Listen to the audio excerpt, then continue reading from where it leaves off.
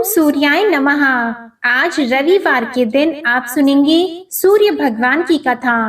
प्राचीन काल में एक राजा था और एक रानी थी। उनके पास सिपाही, घोड़े, दासियां, दास, धन दौलत सब कुछ था, सिर्फ उनकी संतान नहीं थी। इसी कारण वे दोनों राजा रानी बहुत दुखी रहते थे। संतान प्राप्ति के लिए उन्होंने हर तरह के दान, धर्म, धार्मिक अनुष्ठान, जप, मंत्र, पूजा पाठ आदि सब किया, लेकिन इससे उनका कोई फायदा नहीं हुआ। जब राजा और रानी वृद्ध होने लगे तो दोनों को बहुत ही चिंता हो गई। वे दोनों सोच में पड़ गए कि अब हमारे इतने बड़े राज्य का क्या होगा, कौन बनेगा इस राज्य का वारिस, कौन लेगा प्रजा की जिम्मेदारी। राजा और रानी दिन रात इसी चिंता में घुटने लगे। उन्हें खाने और पीने की भी सुध नहीं रहती थी। तो एक सुबह राजा के दरबार में एक साधु आता है तो दासी रानी को इत्तला करती है। तब वह दासी से कहती है, ये मेरा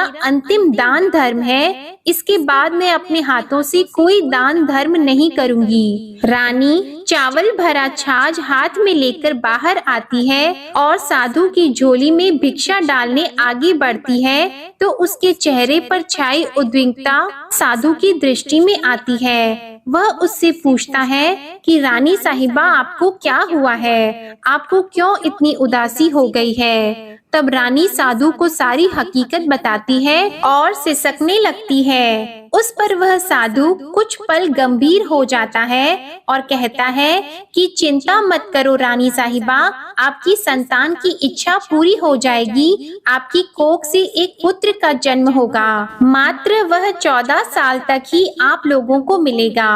इसके आगे वह जीवित नहीं रह पाएगा। इससे बढ़कर आपको कुछ देना मेरे लिए संभव नहीं है। अपनी बात पूरी करते उसने अपनी झोली में हाथ डाला।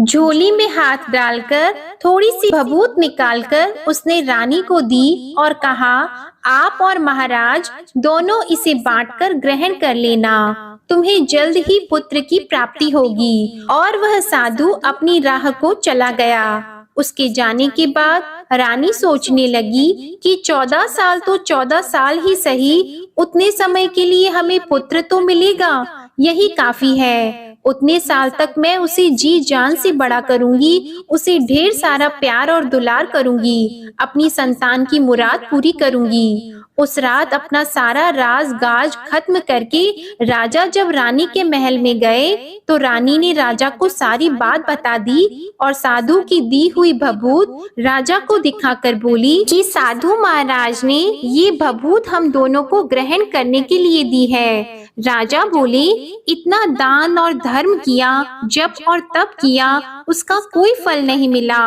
अब इस भभूत से हमें क्या संतान प्राप्त होगी। उस पर रानी बोली, जब इतना सब कुछ कर लिया तो अब ये भी सही, क्यों हम उस साधु के क्रोध को बुलावा दें। राजा को अब किसी बात पर विश्वास नहीं था, पर रानी को दुख ना पहुँचे इसलिए वह राजी हो गया। और राजा रानी दोनों नहाते धोते हैं, फिर अपने भगवान का नाम का स्मरण करते हैं, अपने पुरखों को स्मरण करते हैं और उस साधु महाराज का नाम स्मरण करके वह भभूत बांटकर दोनों खाते हैं। उसके बाद दोनों निश्चित होकर सो जाते हैं। तो कुछ दिन गुजर जाते हैं और साधु द्वारा कहे अनुसार रानी गर्भवती हो जाती है। उस पर राजा और रानी दोनों की खुशी गगन में नहीं समाती। राजा रानी से बोलते हैं, महारानी सचमुच साधु महाराज की कृपा हो गई। तो 9 महीने बाद रानी ने एक सुंदर पुत्र को जन्म दिया। राजा ने बड़ी धूमधाम से पुत्र का नामकरण किया। सारे राज्य में 8 दिन तक अनशन तर्पण रखा, उत्सव मनाया गया। आप पुत्र की कुंडली देखने के लिए राज्य के सबसे विद्वान पंडित जी को बुलाया गया। जो कुंडली देखकर पंडित जी बड़े चिंतित हो गए, कहने लगे, महाराज हमारा राजपुत्र सिर्फ 14 साल तक हमारे पास रहेगा। राजा को इस बात की भनक तो थी ही, रानी को भी साधु महाराज की बात याद थी। दोनों चुप रह जाते हैं। उसके बाद राजा और रानी बड़े प्यार से बेटे की परवरिश करते हैं, उसकी हर ख्वाहिश पूरी करते हैं और थोड़े समय के लिए ही सही भगवान ने संतान की अपनी मुराद पूरी कर ली। इससे वे समाधान मानते हैं। राजपुत्र दिन प्रतिदिन बड़ा होता है। जब वह 7 साल का हो जाता है तो राजा एक अच्छे गुरु की नियुक्ति करके उसे पढ़ाई लिखाई घुड़सवारी आदि 12 विद्याओं का शिक्षण देते हैं। जब वह सब शास्त्र विद्या में पारंगत हो जाता है और 12 साल की उम्र का हो जाता है, तब एक अच्छी सी राजकन्या खोजकर उसकी शादी करा देते हैं। तो 2 और साल बीत जाते हैं। बेटा 14 साल का हो जाता है। एक दिन राजपुत्र राजा से बोलता है, पिताजी, मैं अपना सारा राज्य घूमकर देखना चाहता हूँ। आज तक मैंने सिर्फ इस रजवाड़े के अतिरिक्त कुछ देखा नहीं है। बेटे की बात सुनकर राजा चिंतित हो जाते हैं, क्योंकि पुत्र को 14वां साल शुरू हुआ ही था। अब कोई अनहोनी होने का वक्त नजदीक आ पहुंचा था, लेकिन राजा यह सब बातें पुत्र को बता नहीं सकता था। राजा अपने चेहरे पर खुशी लाकर बेटे से कहता है कि हाँ, जरूर जाओ बेटा, तुम्हें अपना सारा राज्य घूमकर देखना चाहिए। कहाँ क्या है ये सब जानना चाहिए। कल मेरे बाद तुम ही को तो राजा बनना है। मात्र एक बात का ध्यान रखें, तुम जहाँ जा रहे हो, क्या कर रहे हो, ये बात अपनी पत्नी को नहीं बताना। पुत्र कहता है, ठीक है पिताजी, आपने जो कहा है मैं वैसा ही करूँगा। राजपुत्र दिन भर अपनी पत्नी के साथ रहता है, खुशियाँ मनाता है और रात को 12 बजे वह उठकर बाहर चला जाता है। फिर सुबह होने से पहले वापस अपने महल में आकर सो जाता है। ऐसा बहुत दिनों तक चलता रहा और पुत्र का 14वां साल खत्म होने में कुछ ही दिन बाकी रहे थे। इतने में उसकी पत्नी यानी छोटी रानी रात में जाग जाती है। वह देखती है कि बिस्तर पर राजपुत्र नहीं है। वह महल में सब जगह देखती है तो राजपुत्र कहीं भी नजर नहीं आते।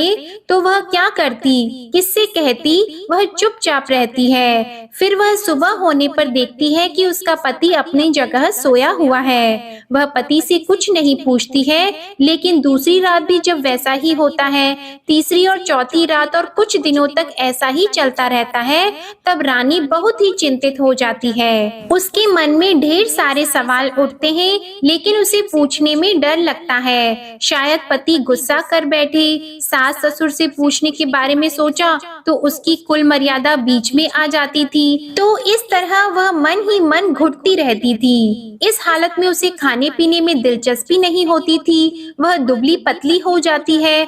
तो उस राज्य में फूल बेचने वाली एक बूढ़ी मालिन थी। वह हमेशा छोटी रानी को फूल देने उसके महल में आती थी। उस बुढ़िया का ध्यान छोटी रानी पर पड़ जाता है। वह उससे पूछती है, बेटी, तुम्हें किस बात का दुख है? तुम इस तरह सूख कर कांटा क्यों बनी हो? उस पर रानी कहती है, क्या बताऊं तुम्हें अम्मा, तुम्हारा राजपुत्र हर रात्रि को बाहर चला जाता है और सुबह वापस लौट कर आ जाता है। वह कहाँ जाता है, क्या करता है, यह सोच सोच कर मैं अन्न जल ग्रहण नहीं कर पाती हूँ और सूख सूख कर इस तरह कांटा बन रही हूँ। बुढ़िया सब बात सुनकर उसे एक उपाय बताती है कि बेटा ऐसा करना, आज रात को तुम सोना मत, उसके पीछे जाकर देखना कि वह कहाँ जाता है, क्या करता है और उसकी अच्छी तरह से पहरेदारी करना। तो छोटी रानी बोली कि अगर मुझे नींद आ गई तो बुढ़िया बोली कि तुम्हें नींद ना आए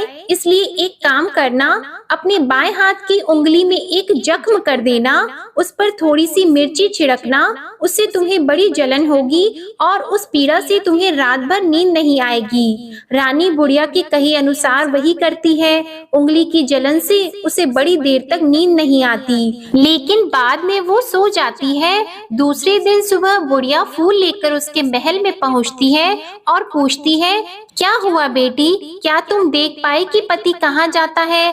रानी कहती है, नहीं अम्मा, पहले कुछ समय जलन के कारण मुझे नींद नहीं आई, पर कुछ देर के पश्चात मैं सो गई।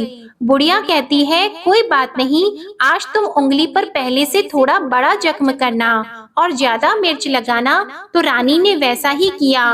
परंतु वह सिर्फ पति को बाहर निकलते हुए देख पाती है, उसके पीछे नहीं जा सकती क्योंकि उसे फिर से नींद आ जाती है। दूसरे दिन सुबह बुढ़िया आती है तो उसके पूछने से पहले ही रानी रोकर कहती है, अम्मा, मैं आज भी उसकी पहरेदारी ठीक तरह से नहीं कर पाई। बुढ़िया कहती है, रोना नहीं बेटी, सब कुछ ठीक हो जाएगा।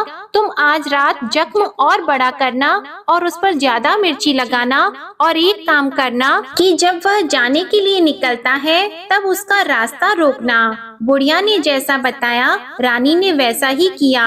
आज रात उसे नींद नहीं आती है। पति जब रात को महल से निकलने के लिए चलने लगता है तो वह बुढ़िया ने जैसा बताया वैसे ही करती है। दौड़कर जाकर पति का रास्ता रोकती है और कहती है, कहाँ जा रहे हो, किससे मिलने जा रहे हो, मुझे बताओ। राजपुत्र उसे समझाने की बहुत कोशिश करता है। देखो, अगर मैंने तुम्हें यह बता दिया तो मैं तुम्हें दोबारा नहीं मिल पाऊंगा।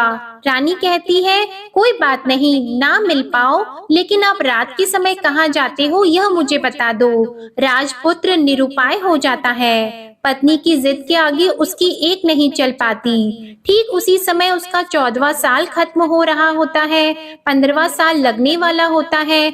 जो होता है वह हो जाने दो, यह सोचता है और कुछ चावल मंत्रों से सिद्ध करके पत्नी को देकर कहता है कि इन चावल के दानों को हाथ की मुट्ठी में पकड़ना। पहले दाएं हाथ में पकड़े चावल मेरे ऊपर फेंकना, मैं कौन हूँ तुम्हें पता चल जाएगा। बाद में बाएं हाथ में पकड़े चावल मेरे ऊपर फेंकना, मैं जैसा था तुम्हें मिल जाऊंगा। लेकिन यदि तुम बाएं हाथ के चावल मेरे ऊपर फेंकना भूल गई तो मैं तुम्हें कभी नहीं मिल पाऊंगा। रानी ने कहा, नहीं भूलूंगी। रानी बड़े आत्मविश्वास के साथ यह कहकर दाएं हाथ में पकड़े चावल पति के ऊपर फेंक देती है तो राजपुत्र एकदम एक विशाल घोड़ा बन जाता है। एकदम उम्दा सफेद गर्दन पर लंबी अयाल देखते देखते वह तेजी से दौड़ने लगता है। रानी उस घोड़े को एकदम भौचक्की होकर देखने लगती है और पति ने बाएं हाथ के चावल फेंकने की जो बात कही थी वह भूल जाती है। उसकी आंखों के सामने घोड़ा महल से बाहर निकलकर चला जाता है। घोड़ा जो महल से बाहर जाता है तो वापस नहीं आता। अब रानी को बड़ा पश्चाताप हुआ। वह स्वयं को कोसने लगती है, लेकिन अब उसका कोई फायदा नहीं होने वाला था। राजपुत्र अब वापस नहीं आने वाला था। सुबह होते ही महाराजा को सब बात पता चली। उन्हें बहुत दुख होता है। वे बिस्तर पकड़ते हैं और राह देखते हैं कि एक दिन उनका बेटा वापस आ जाए। इस तरह 1 महीना गुजरता है, 3 महीने गुजरते हैं, आखिर 6 महीने पूरे हो जाते हैं। राजपुत्र का कोई अता पता नहीं चलता। प्रधान राजपुत्र को ढूंढने के लिए राज्य के गांव-गांव सिपाही भेजता है, लेकिन उन्हें कोई सफलता नहीं मिलती। इधर रानी अपनी हठ के कारण पति गायब हो गया है, ये सोचकर स्वयं को मन ही मन कोसती है और प्रण लेती है कि कुछ भी करके पति को ढूंढ कर लाएगी और उसे वापस घर लेकर आएगी। एक दिन सुबह उठकर सास ससुर के महल में जाती है और कहती है कि मैं अपने पति की खोज में जा रही हूँ। महाराजा को और क्या चाहिए था, कुछ भी करके उनका बेटा उन्हें वापस मिलने चाहिए था। वे बहू को जाने की अनुमति देकर कहने लगे, बेटी तुम्हें जो चाहे वह करो, जहाँ जाना है वहाँ जाओ, लेकिन हमारे बेटे को वापस लेकर आओ। अब रानी अपना शाही भेष बदलकर एक सेठानी बन जाती है। कुछ दासियों को, कुछ नौकरों को साथ ले लेती है, कुछ सामान साथ ले लेती है और राज्य की सीमा पर जाकर वहाँ एक भोजनालय खोल देती है। वहाँ आने वाले सब यात्रियों को खाना मुफ्त में देने लगती है। मात्र एक शर्त रखी कि खाने वाले को उसकी देखी हुई कोई अजीब चीज उसकी मालकिन को यानी राजकन्या को बतानी पड़ेगी, तो वहाँ आने वाला हर नागरिक अपनी तरफ से मैंने ये देखा, मैंने वह देखा कहकर वहाँ से मुफ्त खाना खाकर जाता था। परंतु रानी को जो बात चाहिए थी वह अब तक नहीं मिली थी। ऐसे ही कुछ दिन बीत गए तो रानी के महल में फूल लेकर जाने वाली बुढ़िया के एक बेटा और बहू थे। उनका एक छोटा बेटा था, यानी बुढ़िया का एक पोता था। तो बेटा और बहू सुबह काम के लिए निकलते थे तो पोते को संभालने की जिम्मेदारी बुढ़िया पर रहती थी। दिन भर पोते को संभालती थी। एक दिन बुढ़िया को पान खाने की आदत थी, तो पान लगाने के लिए चूना चाहिए था। वह उसे तैयार करने के लिए सीपी लेकर आई। इन सीपियों को भूनने के लिए गोबर के कंडे चाहिए थे। कंडे इकट्ठा करने के लिए वह बांस की टोकरी लेकर चरवाहे के मैदान में गई। वहाँ बहुत सारे कंडे थे। उन्हें जमा करते करते उसे घर आने में अंधेरा हो गया। इस ओर शाम होते ही काम से वापस आकर बेटा और बहू घर पहुँचे तो देखा कि बच्चा घर पर अकेला है और रो रहा है। वे दोनों गुस्से से लाल पीले हो गए। इतने में बुढ़िया घर आ पहुंची। बेटे ने पूछा, पोते को घर अकेला छोड़कर कहाँ गई थी? बुढ़िया बताने लगी कि मैं गोबर के कंडे इकट्ठा करने गई थी। इस पर बेटा बोला, दोबारा बच्चे को अकेला घर पर छोड़कर यदि कहीं गई तो मैं तुम्हें बहुत पीटूंगा। बुढ़िया कहने लगी, नहीं बेटा, फिर कभी ऐसा नहीं करूंगी। लेकिन दूसरे ही दिन बुढ़िया वह बात भूल गई और फिर चरवाहे के मैदान पर कंडे इकट्ठा करने चली गई। शाम को जब बेटा और बहू काम से वापस लौटे तो देखा कि बच्चा घर पर अकेला है और रो रहा है। अब उसके बेटे की सहन शक्ति खत्म होने लगी और बुढ़िया के वापस आने पर उसे घर से निकाल दिया। बुढ़िया रात भर घर के बाहर अंधेरे में बैठी रही और सुबह होते ही हाथ में टोकरी लेकर कंडे इकट्ठा करने के लिए निकल गई। उस दिन उस पर कंडे इकट्ठा करने का मानो पागलपन सवार हो गया था। कंडे इकट्ठा करते करते जब अंधेरा हो गया उसे मालूम ही नहीं चला। उसे जब ध्यान आया तो गांव का रास्ता भी ठीक तरह से दिखाई नहीं दे रहा था। वह अंधेरे में आंखें फाड़कर देखती देखती किसी तरह आगे निकल पड़ी तो एक कपिला गाय छन छन की आवाज करते गली की घंटी बजाते ठुमक कर उस मैदान पर आ गई। उसे देखकर बुढ़िया सोचने लगी कि इस गाय के पीछे पीछे जाऊंगी तो गांव तक पहुंच जाऊंगी। तब बुढ़िया उसके पीछे पीछे जाने लगी। वह गाय उस मैदान से लेकर एक एक करके 6 मैदान पार करती है। आखिर में वह 7वें मैदान तक पहुंचती है तो क्या होता है कि उस मैदान पर एक बड़ा सा पत्थर है। गाय जाकर उस पत्थर को अपना सींग मारती है। जब गाय ने सींग मारा तो वह पत्थर दूर हट गया और पाताल में नीचे जाने की सीढ़ियां दिखाई देने लगी। तब वह गाय उन सीढ़ियों से नीचे जाने लगी। बुढ़िया वह सब देख रही थी और झट से जाके गाय की पूंछ को पकड़ लिया। वह गाय के साथ नीचे पाताल में पहुंच गई और तुरंत ही गाय की पूंछ छोड़ दी और इधर उधर देखने लगी। उसने देखा कि वहाँ दीप और दिए जलते हैं और तेज रोशनी गाय के ऊपर पड़ती है और वहाँ अद्भुत घटनाएं घटने लगती है। गाय के नीचे जाते ही उसके गले में अपने आप सांकल पड़ गई और छमछम करके कोई दूध आड़ी में गाय का दूध दूहने लगा। लेकिन जो भी कोई वह कर रहा है वह मात्र दिखाई नहीं दे रहा है। बुढ़िया बहुत घबरा गई, कहाँ आकर फंस गई यह सोचने लगी और यहाँ वहाँ छिपने के लिए जगह ढूंढने लगी। लेकिन उसे कहीं भी जगह नहीं मिली। हर जगह उजाला ही उजाला था। तो वह एक कोने में खड़ी हो गई और जो कुछ सामने हो रहा था उसे चुपचाप देखने लगी। उसने देखा कि वहाँ एक उम्दा सफेद घोड़ा और 2 कुंड थे। उसमें से एक कुंड में उस घोड़े ने छलांग लगाई और ऊपर आ गया और उस घोड़े को अब राजपुत्र का रूप प्राप्त हो गया। उसने दूसरे कुंड के पानी में स्नान किया, वहां रखे नए कपड़े पहने और नजदीक ही एक सुंदर पलंग था, उस पर आकर वह बैठ गया। उसके सामने अपने आप 5 पकवानों की थाली आ गई।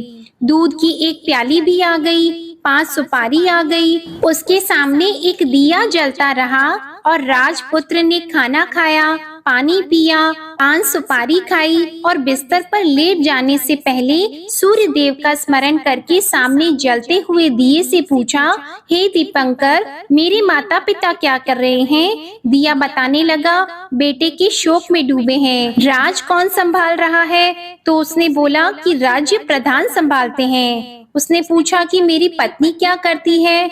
तो दिए ने बोला कि उसने चौराहे पर भोजनालय शुरू किया है और आते जाते लोगों से वह नई खबर के बारे में पूछती रहती है। दिए के यों कहते ही राजपुत्र कहने लगा कि ठीक है। उसके बाद वह सो गया। बुढ़िया कोने में खड़ी हुई सब देख रही थी। ऐसी अद्भुत घटना उसने जिंदगी में पहली बार देखी थी। उसे अंदर ही अंदर चुलबुलाहट होने लगी। वह अपनी भूख प्यास भूल गई और आगे क्या होता है कि उसे उत्सुकता से देखने लगती है। लेकिन उसके बाद और कुछ घटनाएं नहीं घटती। रात गुजर गई और सुबह हो गई। पलंग पर सोया हुआ राजपुत्र उठा और फिर से पहले वाले कुंड में छलांग लगाई। तो अब वह फिर से घोड़ा बनकर कुंड से बाहर आ गया।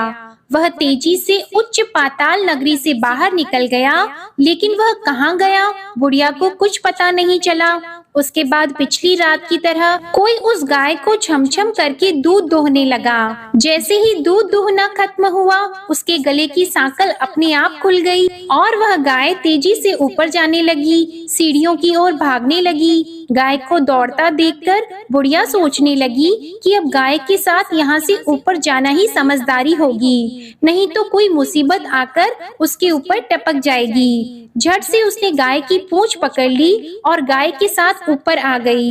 गाय जब मैदान में पहुंची तो उस सुरंग का रास्ता अपने आप बंद हो गया और उसके मुंह पर एक बड़ा सा पत्थर पहले की तरह खड़ा हो गया। ऊपर आकर वह गाय जंगल की ओर निकल गई। इधर बुढ़िया एकदम बावली सी हो गई। उसने पाताल नगरी में जो कुछ देखा था वह जल्द से जल्द किसी को बताने के लिए उतावली हो गई। उसे एकदम याद आया कि नगर की सीमा पार कोई औरत भोजनालय चलाती है और नई बात बताने वालों को अच्छा खाना पीना मुफ्त में देती है। वह सोचने लगी कि क्यों न मैं ये बात उस औरत को जाकर बताऊं। यदि उसे ये बात पसंद आ गई तो बाकी जीवन खाने पीने की झंझट से मुक्ति मिल जाएगी। बुढ़िया ने मन में तय किया और तुरंत उस भोजनालय के द्वार पर टंगे नगाड़े के सामने खड़ी हो गई और जोर जोर से नगाड़ा बजाना शुरू कर दिया।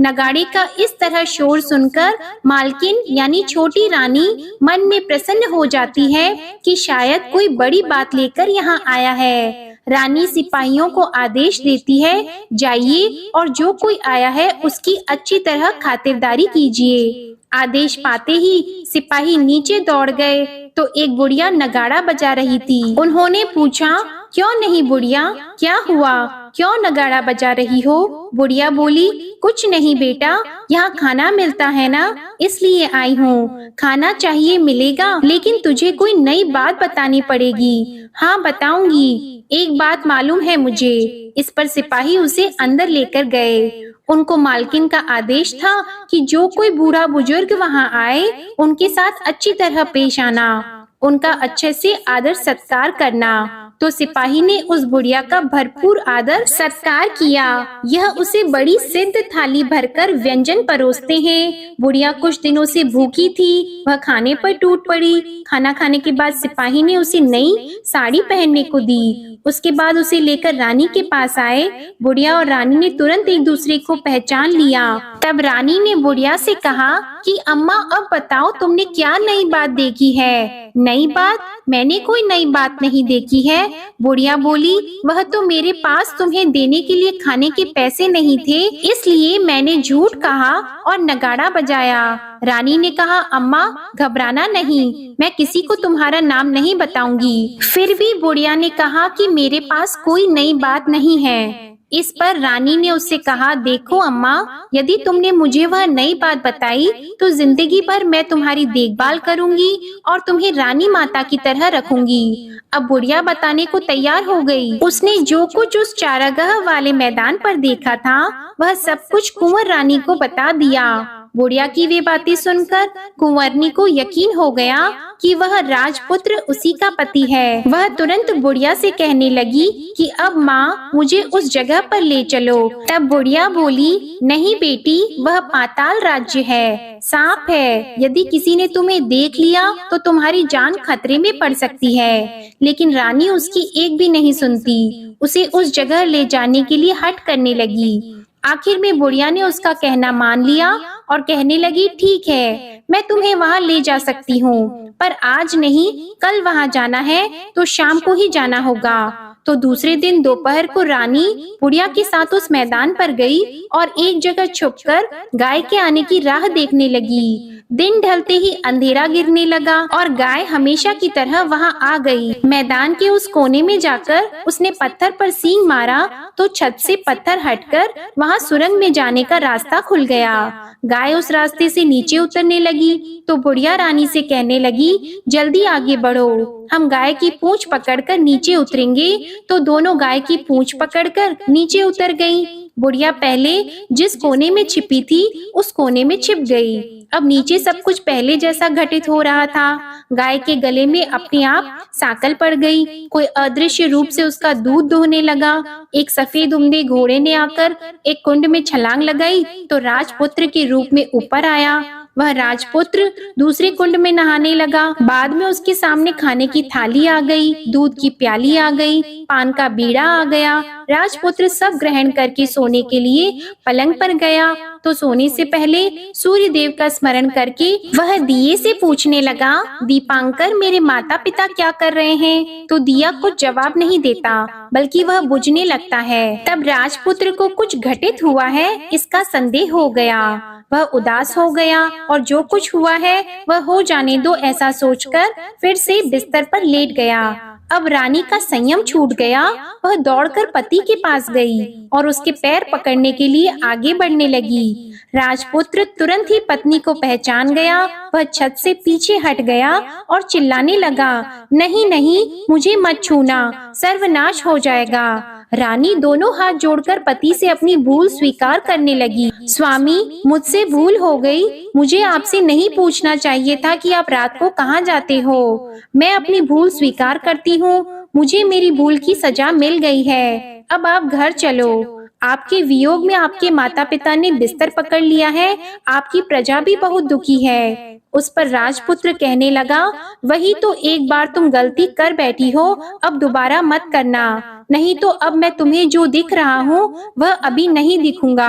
रानी अब विलाप करने लगी, जोर जोर से जमीन पर सिर पटकने लगी।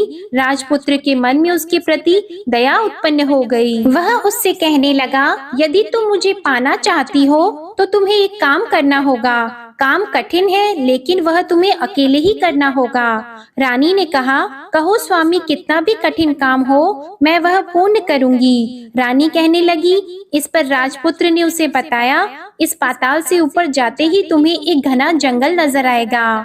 ऐसे 6 जंगल पार करने के पश्चात तुम्हें एक 7वां जंगल मिलेगा। वह जंगल सबसे घना है। उस जंगल के बीचों बीच एक पीपल का पेड़ है। उसके आसपास की जगह पत्ते, फंदे, जटाएं आदि से ढक चुकी है। वहाँ बाघ, शेर, सांप और भालू बैठते हैं। तुम्हें उन सबको भगाकर वह जगह साफ करनी है। उसको गोबर से लिपाई करके पवित्र बनाना है, रंगोली से सजाना है।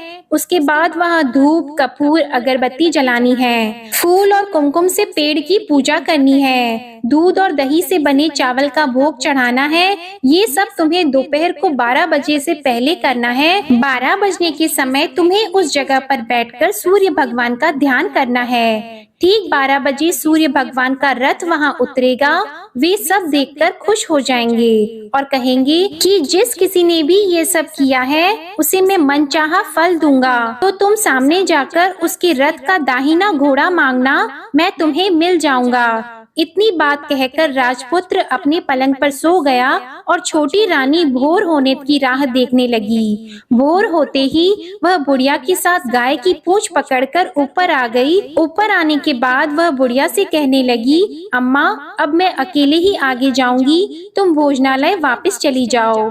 वह जंगल में जाकर राजपुत्र की बताई जगह ढूंढने लगी और स्वयं आरी से वह जगह साफ कर दी। बाद में राजपुत्र ने जैसे बताया वैसे ही लिपाई पोताई करके वापस आ गई। दूसरे दिन सुबह होने से पहले उठी और जंगल में उस जगह पहुंची। वहां जाकर इत्र और गुलाब का पानी छिड़ककर उस जगह सुगंधित धूप अगरबत्ती जलाकर उसे पवित्र किया और पूजा की सब सामग्री वहां तैयार कर सूर्य भगवान का ध्यान करके बैठ गई। जैसे कि पति ने बताया था कि दोपहर को ठीक 12 बजे सूर्य भगवान का रथ उस पीपल के पेड़ पर आकर रुका है। सूर्य भगवान ने जब रथ से नीचे देखा तो सुगंधित वातावरण देखकर वे बहुत प्रसन्न हो गए। फिर वे बोले, जिस किसी ने यह काम किया है वह यहाँ आकर आज मुझसे कुछ भी मांगे मैं उसे दे दूंगा। रानी ने जब ये शब्द सुने तो बिना समय गवाए दौड़कर उनके सामने आ गई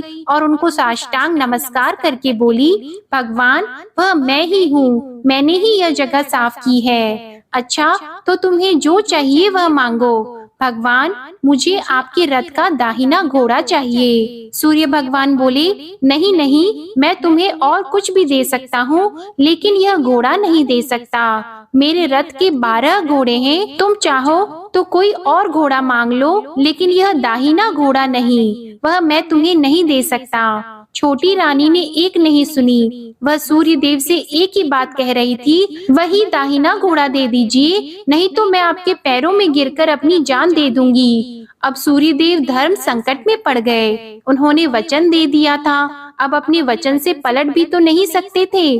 ठीक है, दे दिया तुम्हें घोड़ा, सूर्य देव ने कहा।